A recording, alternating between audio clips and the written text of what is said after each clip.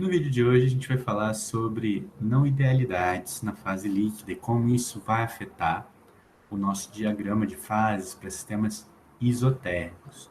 Vamos lembrar da lei de Raoult primeiro.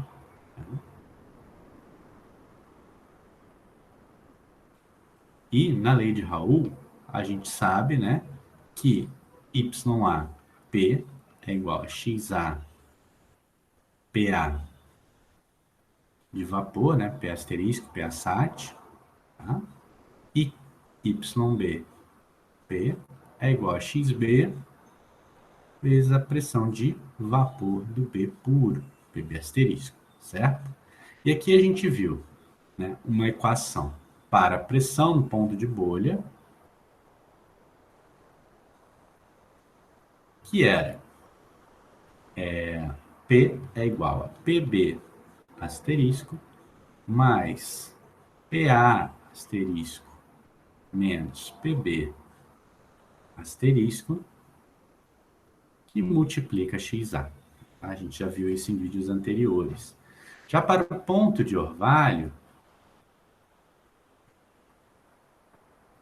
o que a gente viu foi que a pressão no ponto de orvalho era PA asterisco PB asterisco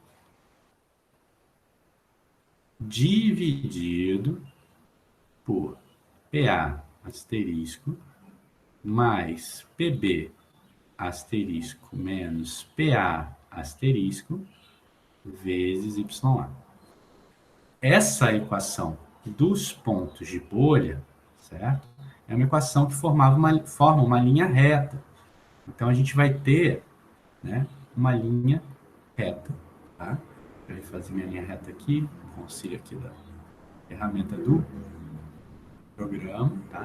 E essa aqui não, essa aqui ela tinha uma cara, né, mais ou menos assim, tá? Então, a gente teria essa cara no nosso diagrama, tá? De equilíbrio isotérmico. Deixa eu só deslocar essa linha aqui, ó. Tá? E a gente teria também, né, uma linha aqui, né? Então, aqui seria 0, aqui 1, né? E aqui a composição global e aqui a pressão. Tá? Essa é a cara que a gente tem quando o sistema, né, ele segue a lei de Raoult, ou seja, quando o sistema em equilíbrio líquido-vapor tem a sua fase vapor como um gás ideal e sua fase líquida como uma solução ideal, ok? Bom, mas vários sistemas não seguem a lei de Raoult, então tem comportamento não ideal.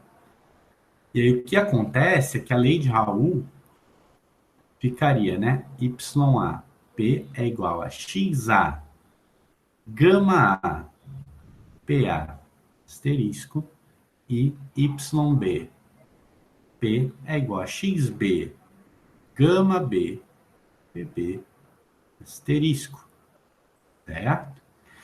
Então surgem esses gamas, esses coeficientes de atividade. Tá? E o coeficiente de atividade, ele é função, tá, da composição. A nossa equação do ponto de bolha tem essa cara aqui agora com o sistema, né? Não, com a fase líquida não sendo ideal, fugindo do comportamento de solução ideal. Tá? Com isso, a gente já não tem mais aquela linha reta. Porque, como o gama vai depender da composição, né, a nossa expressão final, né, sumindo com xb daqui, ela seria gama B, PB asterisco, mais PA, gama A, na verdade, PA asterisco, menos gama B, PB asterisco, vezes XA. Como gama A e gama B também variam, né? Se XA variar, isso aqui não é uma reta. Então, a gente começa a ter desvios positivos e negativos. Tá? Vamos olhar essa equação 9 aqui. O que eu estou querendo dizer com desvio negativo e desvio positivo? O que acontece se meu gama A e o meu gama B forem iguais a 1? O que vai acontecer é que a gente tem um comportamento de solução ideal. A gente volta com a lei de Raul. Se os nossos gama A e gama B agora forem maiores do que 1, significa que essa pressão que é calculada pela equação 9 vai dar uma pressão maior do que a pressão que o sistema teria se obedecesse à lei de Raul. Isso seria um desvio positivo da lei de Raul no que diz respeito à pressão, certo? Se o gama aqui, A e gama B, são maiores do que 1, as interações, tá, cruzadas na interação de A com B, elas são mais repulsivas do que as interações diretas. Tá? Num outro cenário, se tanto gama A quanto gama B forem negativos, tá? Essa pressão vai ficar menor do que a pressão que o sistema teria se obedecesse à lei de Raul, indicando que essas interações cruzadas são mais atrativas do que as diretas. Aí, se um for positivo e outro negativo, aí vai depender, né, de como vão estar essas frações molares, né, essas parcelas, o quanto elas vão responder. Você vai ter parte com desvio negativo, parte com desvio positivo, mas isso é um pouquinho mais complicado, a gente não vai lidar aqui. Ok, mas como é que a gente pode representar esses coeficientes de atividade? Eu vou apresentar para vocês o modelo de Margulis para um sistema binário. É um modelo de Margulis com um parâmetro só. Tá? Então, o modelo de Margulis, ele diz que o gama A, né, o ln do gama A é igual a uma constante beta que multiplica 1 menos xa ao quadrado. E o ln de gama B é essa mesma constante beta que multiplica xa ao quadrado. Vamos lembrar aqui ó, que 1 menos xa seria xb ao quadrado. Então, esse modelo é simétrico aqui. É estranho, né? O gama B está aqui e está multiplicado pelo xa, mas é isso mesmo, aqui é o contrário. Tá?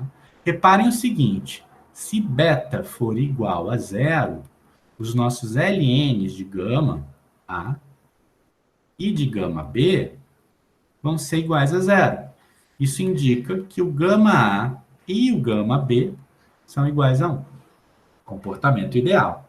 Agora, se esse parâmetro beta for menor do que zero, aí a gente vai ter que o ln de gama A e o ln de gama B, para qualquer valor de xa, tá? xb, ele vai ser menor do que zero, indicando gama A e gama B menores do que 1. Tá? E por fim, se beta é maior do que zero, tanto o ln de gama A quanto o ln de gama B, eles vão ser maiores do que zero, então nossos gamas A e gama B vão ser maiores do que 1. Tá? Então reparem que o beta está diretamente relacionado ao tipo de interação relativa que a gente tem no sistema, certo? Bom, vamos ver isso num diagrama de fases, tá? Binário. Vamos ver esses efeitos dos desvios negativos e dos desvios positivos da lei de Raul. Tá? Bom, o que a gente tem aqui? A gente tem um diagrama, né? Temos a pressão desse lado em quilopascal e a composição desse lado, tá? E a gente tem aqui, ó, a gente pode mudar os valores de pressão de vapor e tem um modelo de Margulis com beta igual a zero. O que a gente vai fazer, primeiro, aumentar essa pressão só para a gente mostrar aqui que o gráfico responde, demora um tempinho, mas ele responde essas variações, tá? Então, está automático aqui. Depois eu vou deixar isso disponíveis para vocês no Classroom. Bom, quando beta vale zero, a gente tem um comportamento ideal, a gente tem essa linha reta, certo? Vamos botar um beta maior do que 1. Vamos botar 1,5 para ver o que acontece. 1,5, olha só, a linha azul, que é a linha de líquido saturado, ela ficou acima da reta que liga, né? Esse pontinho aqui até esse pontinho aqui, indicando um desvio positivo, tá? do sistema em relação à lei de Raoult. Vamos aumentar um pouquinho essa pressão de vapor de B e observar o que vai acontecer. Ó, eu aumentei aqui, e aí dá para ver que tem um ponto que as linhas azuis e vermelhas se juntam. Vou aumentar um pouquinho mais o valor de beta, para 1,8.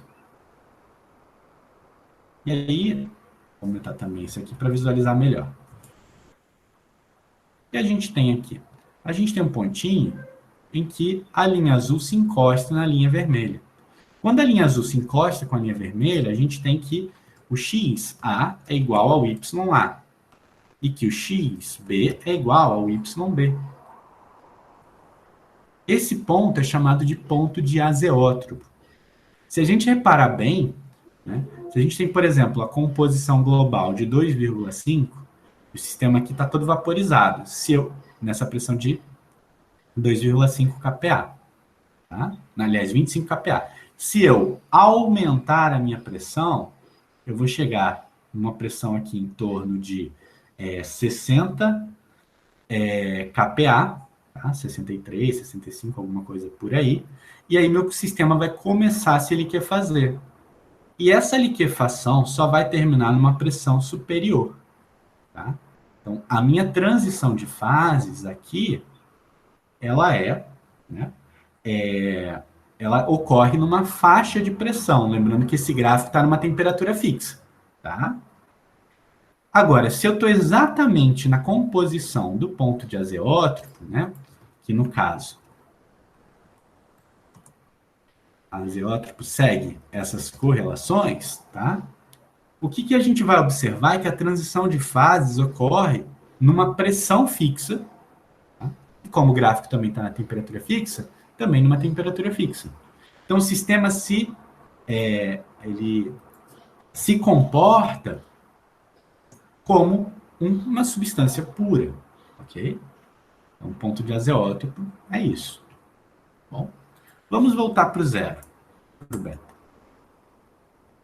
Esperar o gráfico se estabilizar, certo? Vamos colocar agora beta negativo. Vamos botar beta igual a -1. Tá? A gente começa a notar, deixa eu diminuir um pouquinho a pressão para facilitar a visualização, que a linha azul agora, né, ela está com desvio negativo em relação à lei de Raoult, justamente porque essa linha azul está abaixo da linha que liga esse ponto a esse ponto, da reta que liga esse ponto a esse ponto. Tá?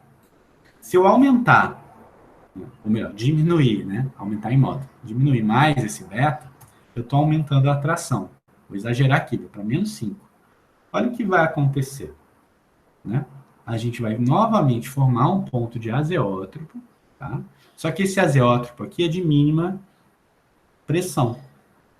Se eu aumentar essa pressão de vapor para 50, a gente vai ver que quanto maior o beta, maior é a queda nessa pressão.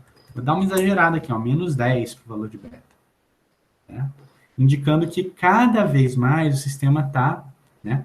Quando A e B estão juntos, eles querem ficar muito próximos um do outro. A interação cruzada, nesse caso, é muito mais atrativa do que A com A e B com B. Tá? Então, vamos exagerar aqui e botar -1000.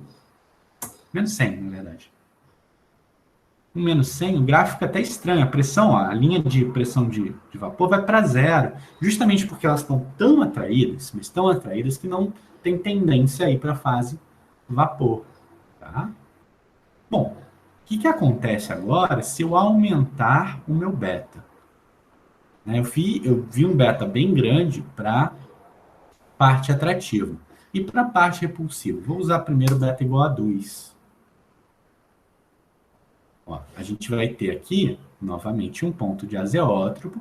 A gente percebe que a linha de líquido saturado está quase uma reta em um determinado ponto. Se eu aumentar esse beta para mais do que 2 para o modelo de Margulies, olha o que vai acontecer. Meu gráfico começa a ficar estranho. Essa região aqui não faz sentido. Por que isso ocorre? Vamos tentar entender. O que ocorre aqui é que a repulsão está tão forte que o sistema pode acabar se separando em duas fases líquidas. Tá? A gente teria, na verdade, um equilíbrio líquido-líquido-vapor. Como esse gráfico é para um sistema que está em equilíbrio líquido-vapor, ele não consegue representar o fenômeno. Tá? Em outros vídeos, a gente vai tratar melhor desse assunto, mas para esse, é isso que eu tinha para falar para vocês e até o próximo.